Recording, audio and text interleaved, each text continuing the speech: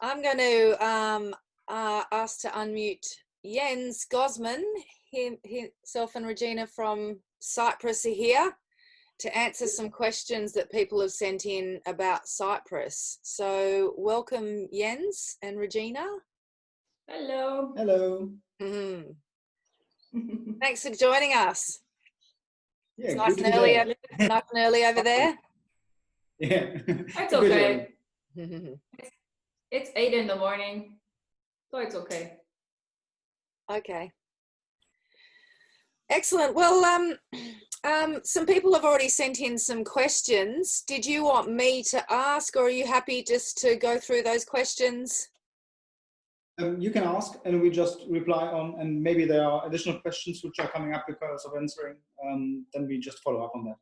Okay, sounds good. Yeah, and yeah, like Anne said, if anyone's keen in the audience here to ask any questions, either raise your hand or put them in the chat and we can get to them. But we've already had a few questions sent in from the membership. The first one is, what happens during a CYPRES service? Yeah. So during the CYPRES maintenance, it is mainly to say that it's kind of like 80% of the production phase. So we are receiving the unit and disabling it, dismantle it totally. We take care that every part is gone through again. So we test different things like temperature, stability, the precision sensor, the precision of the altitude, and make some checks and adjustments on that. We take care of the power consumption, if the battery is low or not. We can test the functionality, the cavitativity of the battery, the shielding of the CYPRES, which is a major factor just to avoid any electrical interference on the AED. We do waterproof tests for sure, you know, that's a major point on the CYPRES too. The conditions of measurement, technique and analysis. In parts, we also replace the battery, but this is really not a big deal anymore for us. And for sure, if the filter is not working anymore properly, or if we see that filter is not working in the specs that we assume it to be, then we also exchange that. We also take care of the cutter if it's sent in with the CYPRES. So we renew it. We take care that there are no sharp edges on it, any you know, scratches will be polished again. So that's all things that happen, and this take at least between now we're on 3 weeks, but this whole procedure is majorly taking about 2 weeks in working time. So the 1 week is a bit lag for us because it's always getting much more units in than we usually think that. It's up to 90% of the people who are sending in their units for maintenance. There are always some who just reject it, or also the units from 2016 are no longer maintenance mandatory, so it's a voluntary thing for everyone to send the unit in. We still recommend to do it, but you don't have to if you're not able. Also, then for sure it's up to you to send it. And also one point is, we also during the last years there is also less minor changes in software and hardware updates, and we also implement all the new stuff what we actually come up with, what is built into the new units. We also implement in all the maintenance units as well, if possible. So if the hardware allows us to make the changes, and the software, of course, anyway, we will also. It's like you get a very new version of the old CYPRES back, but with a new version of software and hardware, if possible. So actually, it's kind of a total check, and you get actually quite new unit back actually. So it's no CYPRES that we received and that's getting back, which has majorly the same hardware and software, and that is usually not happening at all. And there is a nice document on the website as well. Yeah. You can look at documents and maintenance, and there's also like one document. It's called "What is maintenance? What is done?" or something like that. Yeah. And this is also explained with all little points what is done during the maintenance. Great, thank you for explaining that. Does anyone have any questions on that? Raise your hand or unmute yourself about anything to do with the maintenance. Happy to continue. Okay, the next question, choosing an appropriate activation height for different types of descents and the implications of this. So obviously, yeah, we can change the settings now. So if you could explain that. Yeah, for sure. I'd like to start off. This is mostly depending not on the AED. What is the major point for this is more the characteristic that your main and your reserve has. So your container on the whole thing. So it would be better to talk for a helping or an assistance on the rig manufacturer side for changing the altitude on that, because it's just depending on the container. We had the activation altitude made back in 1991 or 1989, the first steps of the CYPRES. And we have gone through this height pretty well for a long time and a long period, like, up to 30 years now. And to make this adjustment has only to do with the different upcoming containers and different opening scenarios that they have and different delays that they have got. I'm not interfering here whose container has which delay and so on, because you cannot tell, because there are so many factors which are according to this, like how we packed it and how you get the reserve in and so on. So it's hard to say.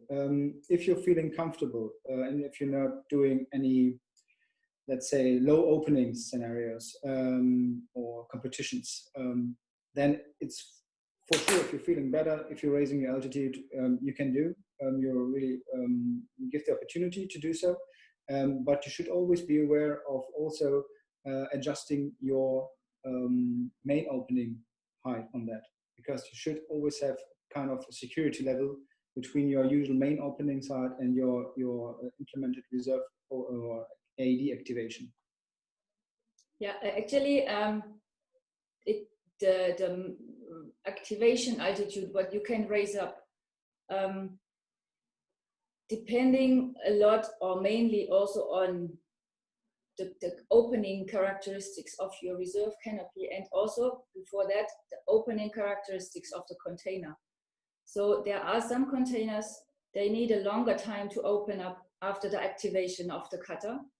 And so you have to actually discuss this with your container and reserve manufacturer. And they can give suggestions. They have precise actually tested those characteristics and also opening altitudes or the length of the opening. And they can tell you, they can give you tips on the activation altitude. They have suggestions how high you should, if you use their container in combination with the reserve. They can give you tips how high you should, or they recommend you to raise the activation altitude up. But also always keep in mind, if you raise up the altitude of your activation, you need to raise up also the main opening altitude. Because if those two altitudes come too close together, that means your opening of the main is too low and the activation of your reserve is too high. Your main opening might be interfering or going into the activation window of the CYPRES or of the AID, and then you have a two-way out, and that's dangerous, and you should avoid those kind of situations.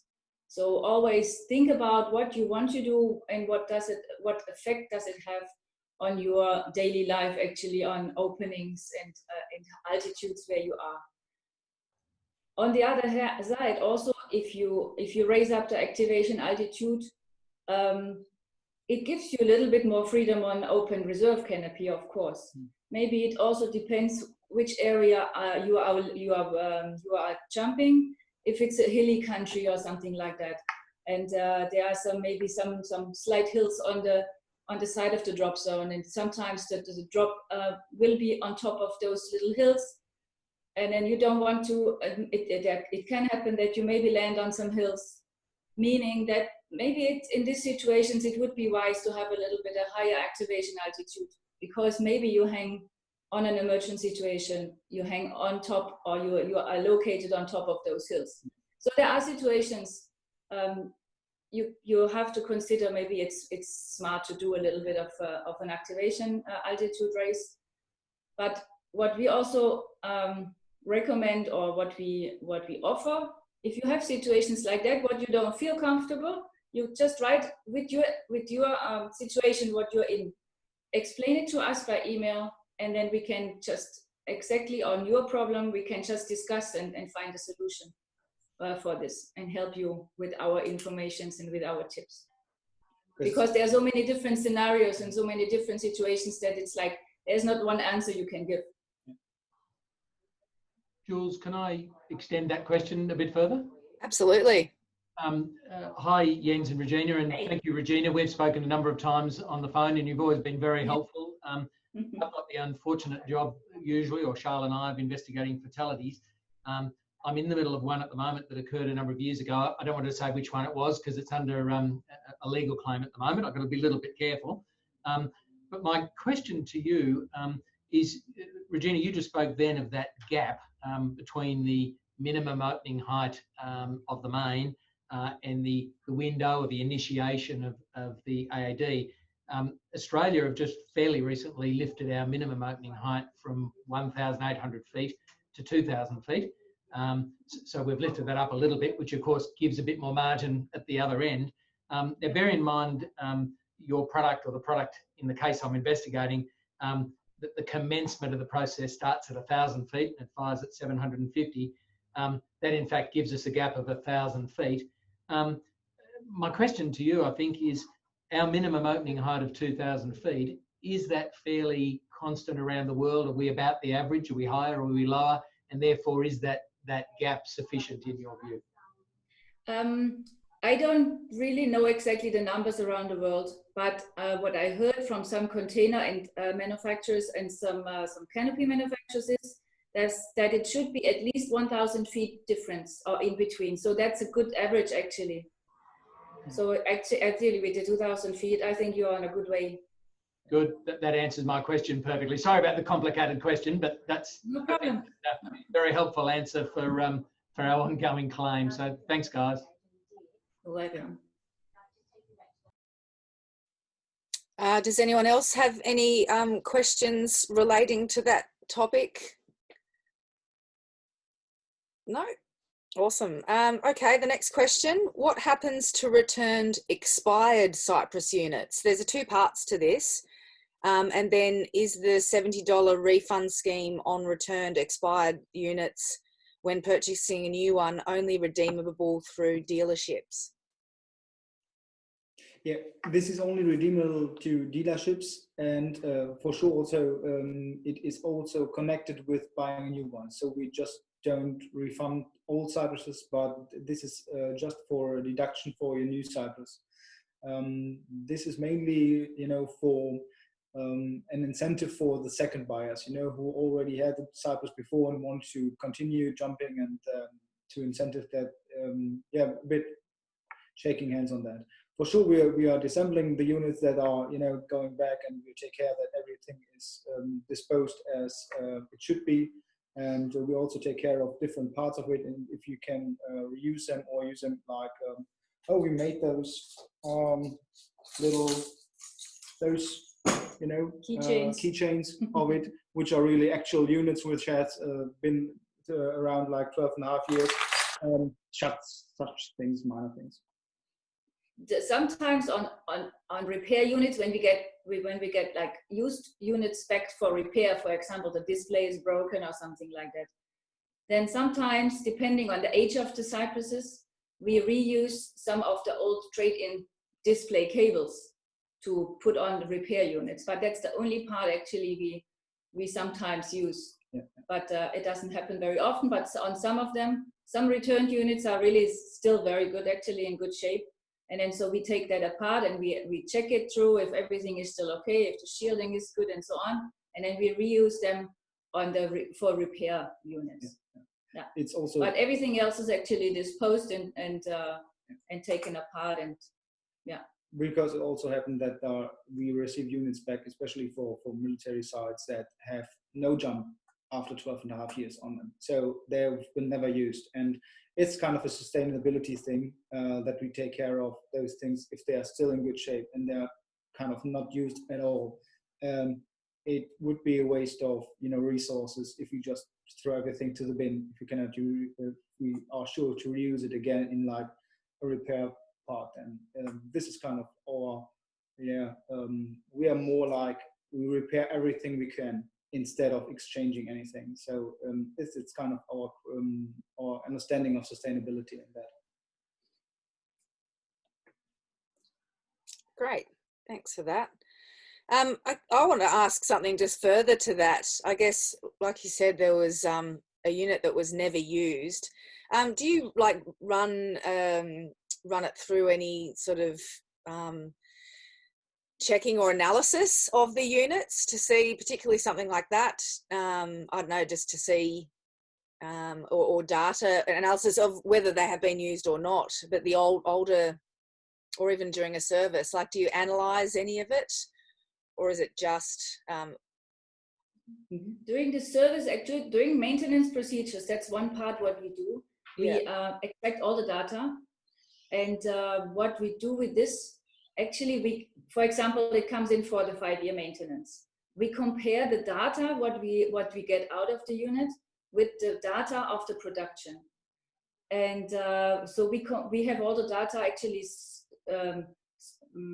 We compare to the same age units, so we have a lot of information about happenings, about I don't know how to say it in English, sorry, but we compare the units with same ages. We compare the unit with the original data from the manufacturing date, and also if it's the second maintenance, we compare the data with the first maintenance and see the development of hardware and software changes.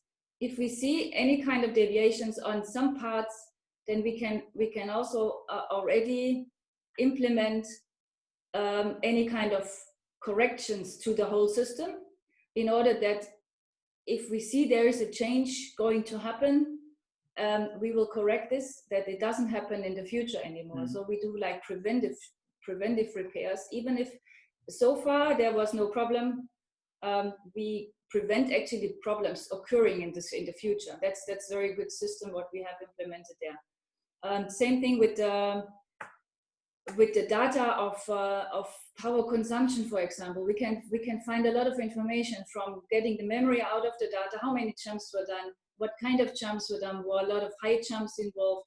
Are there a lot of low jumps? Is it a lot of switch on, switch offs? If, for example, was the unit turned on and just run out the 14 hours until it switches off? Or is it switched off after the jump? And so on. There's so much information we can get out of this. What implement, or what changes, or what gives us information how the power consumption over the whole system, over the whole period of usage is actually used, and how we can save energy, and how we can actually optimize the whole system. That's what we do. We see how many activations are in the unit, and we can also see all kinds of data. So we do that, and we store that and compare it with each other. So it's quite a lot of information we can get from that, yes. And we have different kind of users scenarios. We have users who switch on every day their cycles, every day, not once, but every day, and it stays on 14 hours. And we have users like those big tandem facilities like Taupo or in Hawaii, who have in 4 years like 5,000 to 6,000 jumps on a unit. And those are, let's say, stretch tests, which really, enables us to find our, especially battery capacity limits on that. But this is done, which for sure, this is what this unit is built for, that everybody can use it properly for their situation, and that they can use it also over time. We have really good experiences done with the maintenance, and that's why we keep on recommending it. Yeah, that's great information to hear. Thank you for answering that. Does anyone else have any questions on anything to do? You there, Jules? Yeah, Maka, hello. Just a quick one. It's slightly oddball. I've seen a few years ago microscopic photographs of cypresses and the sort of the very minute failures within the actual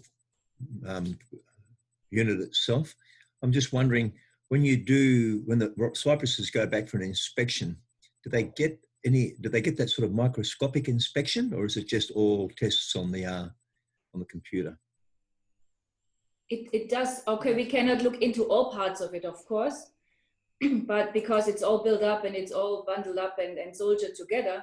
But as far as we are able to, it will be inspected microscopic, and we will also like extremely test all the units. Actually, all the units, we are all extremely test them to extreme cold and extreme heat over a period of time. And that's also what takes the longest actually of all the tests. They are all actually switched on off running like for 3 days. So they don't switch off after 14 hours during those tests. And then we run an extreme test to them, heat and cold and heat and cold and jumping up and down during this cycle. And that also gives us a good, and monitored on the computer all the time. And so this gives us also a very good information data of those little issues actually. Is there any kind of soldering point scratched or not solid and stuff like this? So yes, and if we have the chance, if we can take the part away and do inspection on them macroscopically, we do that, yes. And it's kind of really crucial for us also to do this heating test in combination to other tests. So it might appear that for an occasion appears that there is a shielding break which only comes up while the unit is extending while heating. You know, there's just a bit extension on the metal things, but it can lead to like a lack of the shielding. And we only can do this while doing these extreme tests to be assured that somebody who is just, you know, had the rig outside of Arizona in the desert and it just heats up to 80 degrees or something like that in between. We have to take care of it because those scenarios happen actually. And that's what we've seen in our experiences happened on that. So it's really good to do those tests in these extreme things, even if you are never jumping at 80 degrees Celsius or at minus 20 degrees, but it's showing us how stable the unit is in actual use. Thank you.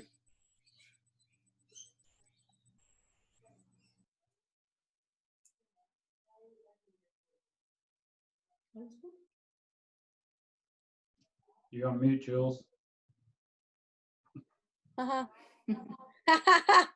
you. Okay, the next question. Is there any new development in the pipeline? For sure, always. You know, as we brought up this topic, like on the maintenance part, we mostly take care if we see that a working system is running smoothly, why changing it? And we had so much great experience with the CYPRES 2, and we constantly develop it.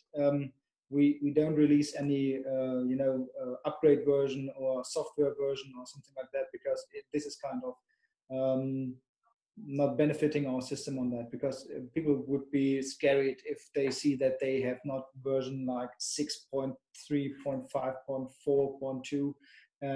They just have the former version or something. That the units are doing their job, but there are typically some adjustment that we made internally, and that's why we are not so fast with new developments. The CYPRES 2 is now 17 years on the market, and it showcased a really great track record. And it's kind of hard for us if we do a new development to adjust things, because every little part of it, even if it's only the casing or something like that, could lead to an issue that maybe appears after time. But for sure, we are developing further on. We are looking at adjustments. We're looking on the market developments. We're looking like on the WSC that we released in 2016 for the wingsuiters. That's our latest ones that we have. We put that out. We made the adjustment on the speed unit to 46 meters per second activation, which is also dedicated to the development of the main canopies that appeared there. And we have also seen that we've reached their limits, which is nearly, you know, not understandable, but people reach like speed like 55 meters per second, which is equal to free falling under canopy. And then it gets really hard for us to decide if this is still emergency situation or is it just, you know, somebody doing really crazy stuff. And especially when people are using weights on their jump, like 15 kilos or something like that, then it's getting really, really hard for us. But for sure, we are still on track and we still always developing. But there's nothing directly in the pipeline which you can just say, okay, I'll wait a half year or something like that. That is for sure not happening. Maybe, maybe not.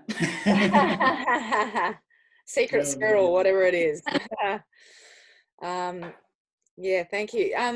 I guess going back to the previous, just about activations and changing heights, it's made me think of a question. Have you noticed an increase in activations now that you've got a changeable activation altitude? Not that I can be, no. No. Okay. We get, of course, we get a lot of units back for maintenance with, let's say, 2 steps with an activation altitude change, like 2 steps higher. That's a lot. That's common on many of them. So the people do feel a little bit more comfortable to have the activation a bit higher. But like I said earlier, there are many situations where it's smart to do. But on the other side, what the Cyprus activation, the original Cyprus activation altitude, the decision or the decision was done to do it that low to give you as a jumper the most chance to pull your reserve yourself. We don't want to interfere in your skydiving situations, in your skydiving actions. So that actually the AED safe should be the last chance possible. And you should, of course, always, no matter if you have an AED or not, always pull your own reserve. That's the major part. And that's what actually the low activation altitude or the standard activation altitude on the Cyprus there was the thought behind it, to give you the most chances, the longest chances to save your life.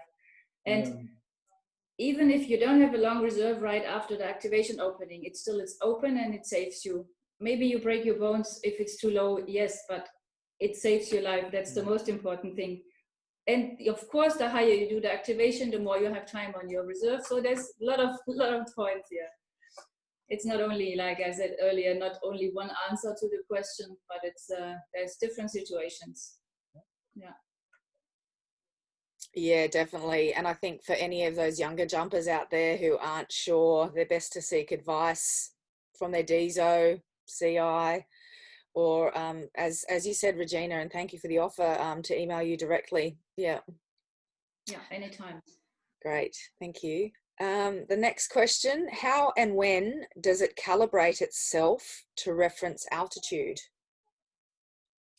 What do you actually mean by this question? This is like, it can be, for example, if you are a civilian Cyprus, if you switch it on the ground, it will calibrate itself 0 to this ground where you are.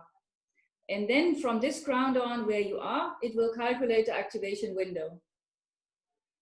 Is this the question, or is there any kind of other meaning behind it? It was asked by Heath Baird. He's not currently here this afternoon. So I'm not 100% sure what he was.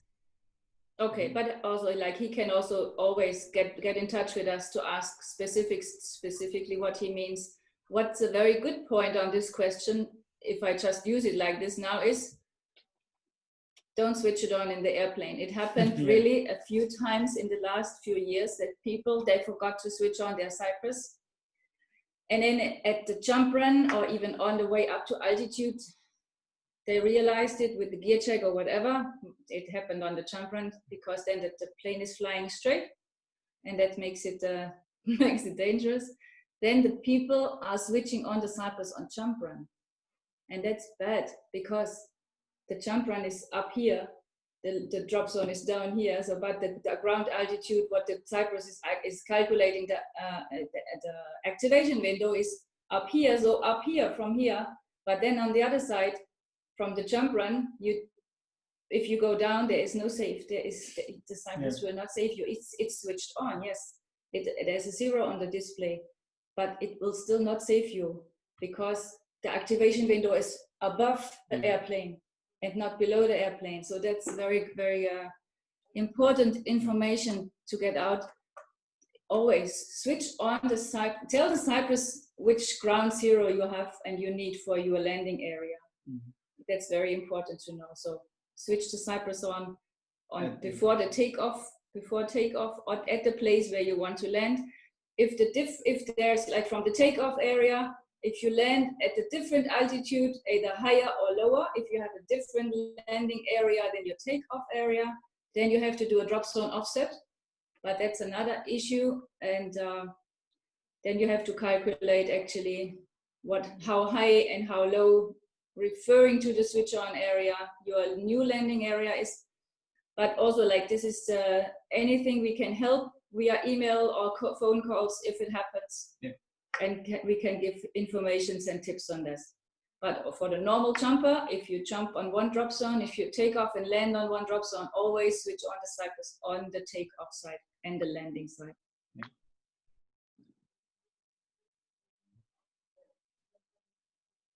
Did you have a question there, Richard? Sorry, no, I didn't. Oh, no, there was also a Richard Phillips. Okay, yeah, thanks for that. And I assume that that's what Heath meant. Heath is a senior instructor and might just be asking that for you to clarify for those younger jumpers, or for people who don't quite understand how the CYPRES unit works. So thank you for clarifying that. You're welcome. The next question is traveling challenges and questions from airlines. Should Aussies still rely? We have a 25-year-old letter from the APF. Should Aussies be relying on that, or what do you find are the most useful info to give to airlines when we're traveling, particularly overseas? The most useful thing is for sure our X-ray card, which is along within each manual at the back from the CYPRES. You can also download it on our website, by the way, if you just don't have it with you. We're not sure about this document from the APF. That would be good to receive, just to have a look at it.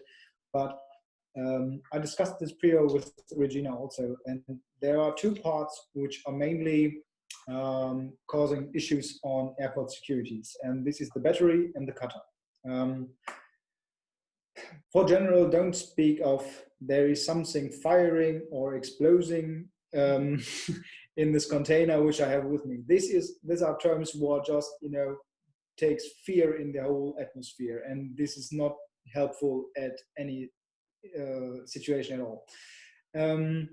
So the cutter is for sure not as it works always and ever, and we have never done a renewing progress. So the cutter is kind of the same one like we had before. There are some adjustments on it, but the technique, the whole interior is kind of the same like in 1991. So this is kind of the same technique that we use, the same cutter that we use. So this is no issue at all. But on we just make several adjustments on that, but the technique is the same. On the same side is kind of the battery. There are restrictions for battery transportation, different ones, but this is mainly requiring more than 1 gram of lithium, and we are below 1 gram of lithium each cell on the CYPRES. So all those things are coming up like every 2-3 years from different airlines, from different airports, because the security staff is differently trained and mostly not dedicated to the police, but there are private security services who are taking care of those checks and so on.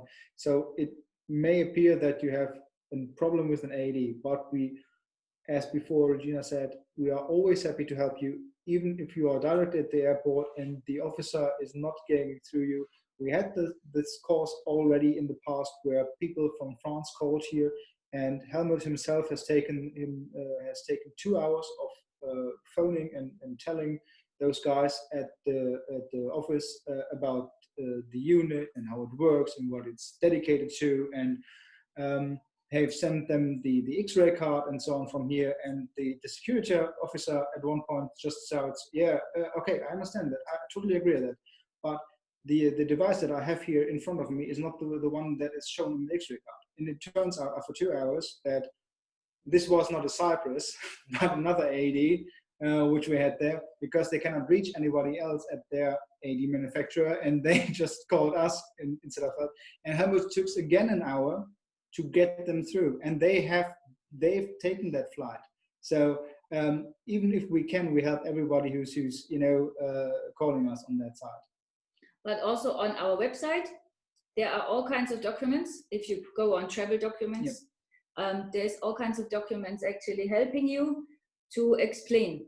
And also what I would suggest, or what I myself do, I print them out and I put them with the rig into the bag. So in case causing problems. Yes, so if the customs people or whatever who opens the bag up, when they see it, they also get the papers with them. So it's always good to have the papers accompanying the rig, so that they know already before they see the X-ray. If they put the rig through the X-ray and they see some kind of device with some coils from the reserve pilot chute, so it looks weird. And then if they have some papers right away with it, so they can already see, oh, this is like this and this device, and there's like a civil aviation document stating that it's non-dangerous, and the battery is not dangerous because it's so on and so on and so on. So all this information is actually on our website. You can download, you can put on your phone or whatever, so have it ready to show the security people. And actually with all this information together, they should be able to recognize that it's a non-dangerous part. And yeah, we are also constantly working on the people, on the airlines, on the even civil. I just 2 days ago, I got contacted from the French civil aviation authorities. They wanted to have a renewal of the whole documentations, and they want to get it out in their system to with part numbers and everything, that it's declared non-dangerous. So we are getting there, but there's always like situations where the people don't know about it, and they run into problems like that. But with all the documents actually on the website, it should be clear for them. Yeah. But also, if you run into problems with any kind of security personals or airports or airlines, write down their contacts, very important, and send them to us. And then we can tell them, we can inform them, we can explain it to them, and we can just discuss with them that it doesn't happen in the future anymore. So, but it's very important for us to get the correct contacts, because later on, if we don't have a correct or an exact contact where we can talk to them, it's very hard for us to reach the right people for them. And so please give us contacts, in emails, names, and then we can help to clear the issue. Great, thanks for that. I've traveled a lot with my rig. I tend to recommend carrying my gear on, particularly being a competitor. I don't want to get to the competition without my gear. Yeah, it was interesting. Me and my two teammates, we'd all check in different security lanes, and there'd always be one of us get stopped and the other two get through, and the other two would be laughing back at the person. You're it. Yeah. And it's interesting because we're on the same airline, and it's usually the security that aren't happy, and the airlines are okay with it. But yeah, it is different in different countries, so for sure. Yeah, but just avoid any kind of explanations to them. Oh yes, there is like an activation piece in there and stuff like that. Don't talk about it, if possible. Yeah, I'd say it's an automatic opener. Yeah, and Jules, we should update that letter too. I've forgotten how old that letter is. Yes. Just a cover letter, but you know, we need to update it with a new date and just tidy it up a little bit. So perhaps we can work with Cyprus, you know, to just confirm our facts, and perhaps Charlotte or I can work on just updating that letter, because that's you forget how quickly those things age. That sounds like a great idea. We could even get Wade to do it. He's already left.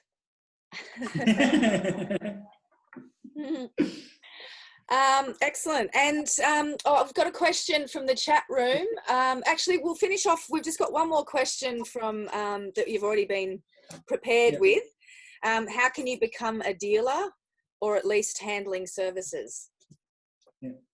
Pretty easy. You can apply for a dealership on our website. There is, if you click on contact, there is a dealership application directly seen, and we go through it and we will discuss the our possibilities that we could give you, and it's a bit depending on different factors that are mostly because of are there other dealers, how they perform instead of, and how what other parts do you sell. You know, we don't usually make dealers which are selling everything, so we are not selling through Amazon or through eBay or something like that. That's something we would like to avoid, because we always see it welcoming if somebody's also a rigger, or at least trained, or has some, you know, background in the community, which is also dedicated, that those people who sell the Cypress should also know about the Cypress. That's our main point in that.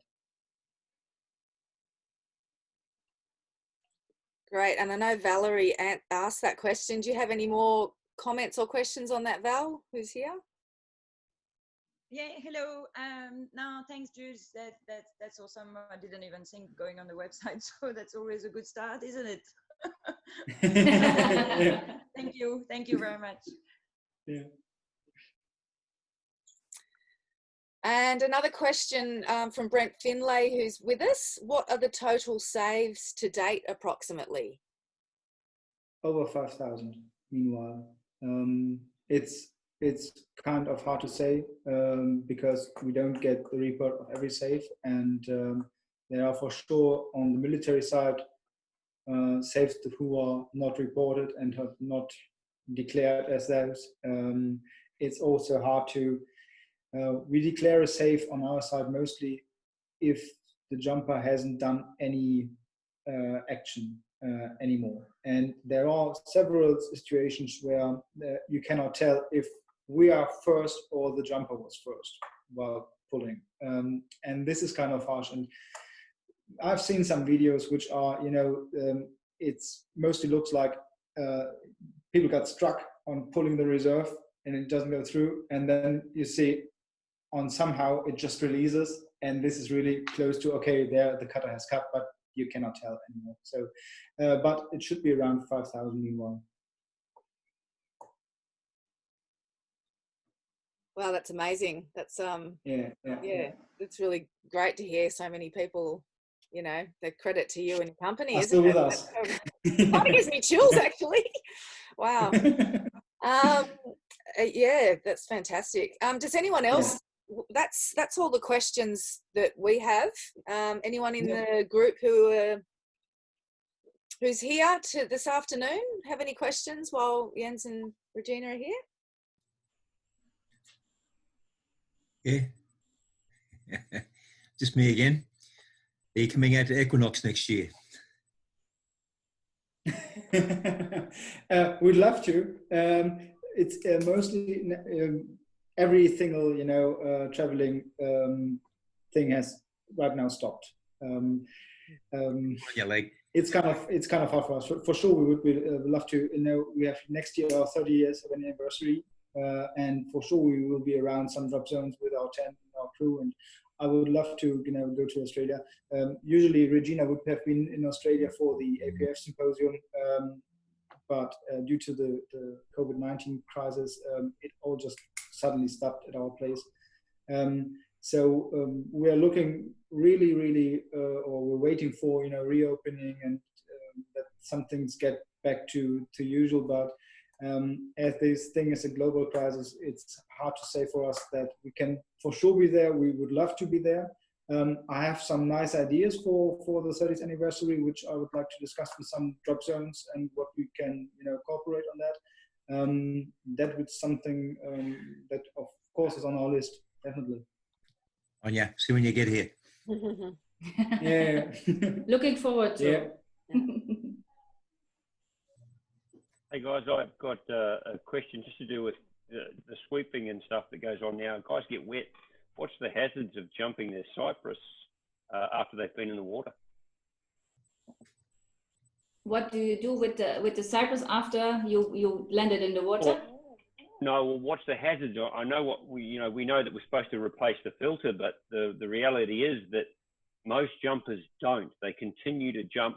Like in a sweeping competition, they may be required to have it. Or at an event, and they get wet, and they continue to jump without replacing the filter. Yes, the problem is what kind of water was it? Is it dirty? Is it oily? Is it muddy? That's the problem. So actually, there is only a very, very small hole on the filter where the air needs to go through. And if this is some kind of blocked, then it can have a wrong reading of altitude in the cypress. That's the problem actually. So it's also, I think, not very good to have a totally wet reserve if you need to open up. I don't know. I never heard about what is the test procedures on wet reserves opening. How do they open and stuff like this. So I know that it happens that if swoopers, yes, they do jump a lot in the water without drying their stuff out afterwards. But the problem with the filter, with the cypress filter, is if this little hole is some kind of blocked up, then it can, the cypress depends on the air, on the correct air pressure reading.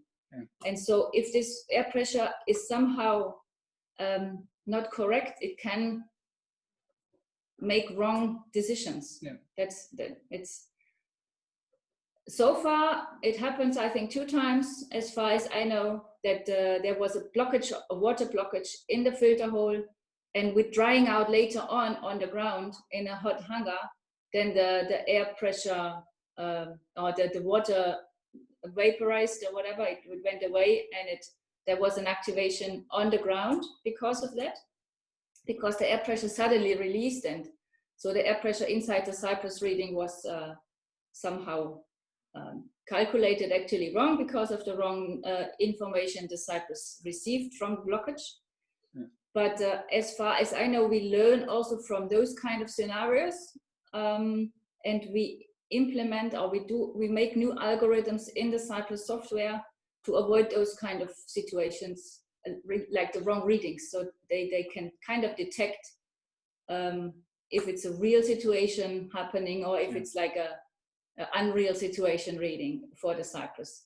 But yes, we still recommend, of course, to change the filter and put the new filter in after water landing. But also it depends how wet it was and how much dirt. It's all a situation. Sometimes the cypress is not even wet, even if the unit was, or if the rig was totally in the water. So it's a difficult situation. Of course, we recommend after each water jump to replace the filter. It's what is done in reality, I know. Yeah. And for sure to switch off the cypress after yes. water landing, then you have to switch off the unit because of this drying. Yeah. Does that answer your question, Brett? Yeah, it does. One of those activations happened with this wasn't on a hot day. It happened out west of Brisbane, and it was, I guess, in the afternoon, and the guy got totally wet, and it was as his rig was drying later that night. It just activated. It was a very, it's a good way to stop a party, I tell you. That's true. Everybody standing around dancing, and next thing a pilot chute goes flying between everybody, Yes, but for example, this would have not happened if he would have switched off the cypress. Yeah. So if the cypress after the water jump, so that's maybe a very good point. After the water jump, even if you don't open the rig and dry it, switch it off, and then nothing happens. Yeah. And then if you dry it in a compact bundle or whatever, it's still better if the cypress is switched off, and then it cannot do any harm. The drop can vaporize, or the blockage can be resolved, whatever. and then everything is fine the next day. But anyway, it can be dirt inside it. There can be some mud inside or whatever. Sometimes the ponds are not very clean, as far as I know. So yeah, switching off, maybe great. it's a, yeah. Thanks, guys. Appreciate it. You're very welcome.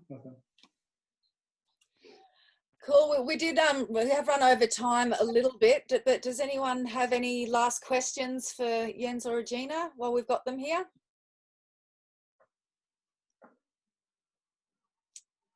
Anything at all? Shy.